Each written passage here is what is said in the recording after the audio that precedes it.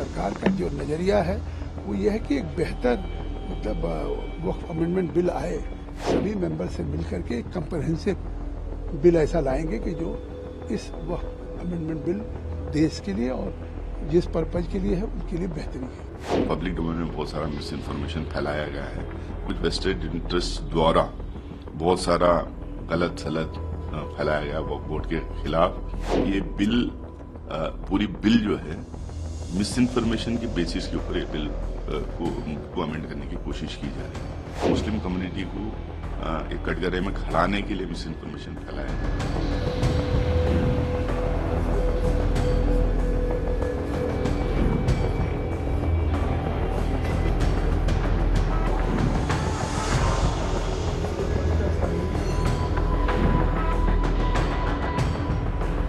हमने पहली बैठक में भी कहा था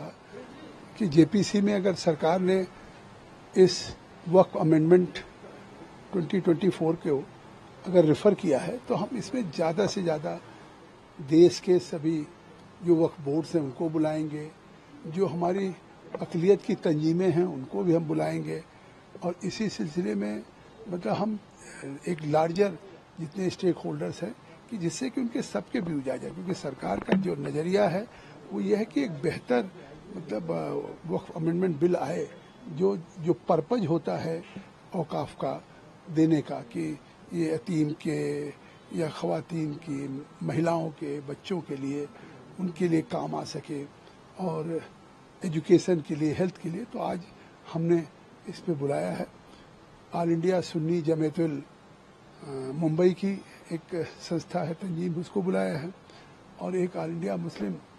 सिविल लिबर्टीज का है XMP हैं अदीब साहब, उनको बुलाया है और दो हमने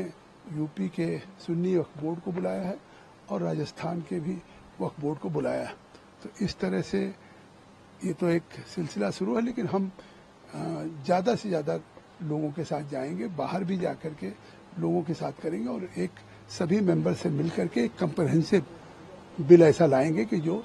इस वक्फ अमेंडमेट बिल देश के लिए और जिस पर्पज के लिए है उनके लिए बेहतरी है। तो आधा दर्जन लगभग आपने अलग अलग वक्फ और स्टेक होल्डर्स को बुलाया आज की बैठक में, लेकिन इसके अलावा भी क्योंकि आपने खुद दरवाजे खोले थे फीडबैक और सजेशन के लिए, वो प्रक्रिया कैसी चल रही है? क्या अलग से भी आपको खुद भी एज अ चेयरपर्सन लोगों ने सबमिट किए मेमोरेंडम्स? देखिए, हमको भी लोग मेमोरेंडम दे रहे हैं, मैं मिल भी रहा हूँ, लखनऊ में भी मैं मिला हूँ इस्लामिक सेंटर पे, जो वहाँ के काजी शहर हैं खालिद रशीद फरंगी महली साहब हैं, हम मुंबई में भी लोगों से मिले हैं, जहाँ भी जा रहे हैं, लेकिन उनके हम मेमोरेंडम लेते हैं जो उसको हम पूरी कमेटी के सामने रखते हैं। कमेटी उस पर डिस्कस करके जो हमारा मंत्रालय उस पर जवाब देगा और जो आना चाहेंगे उनको अपनी कमेटी के सामने बुलाएंगे। जेपीसी के अंदर क्या हो रहा है ये मैं आपको बता नहीं सकता मेंबर होने के नाते। इतना जरूर कहूंगा कि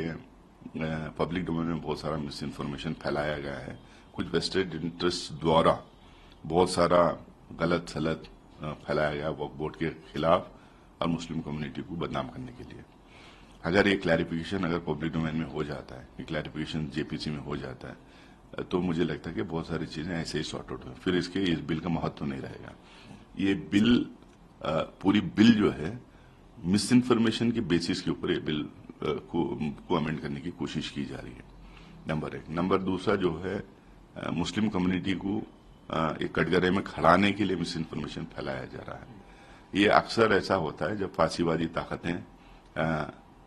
अपने आप को इनसिक्योर महसूस करते हैं तो वो एक विलेन खड़ा करने की कोशिश करते हैं। तो ये बहुत सारा जो लगातार कैंपेन पिछले 10 साल से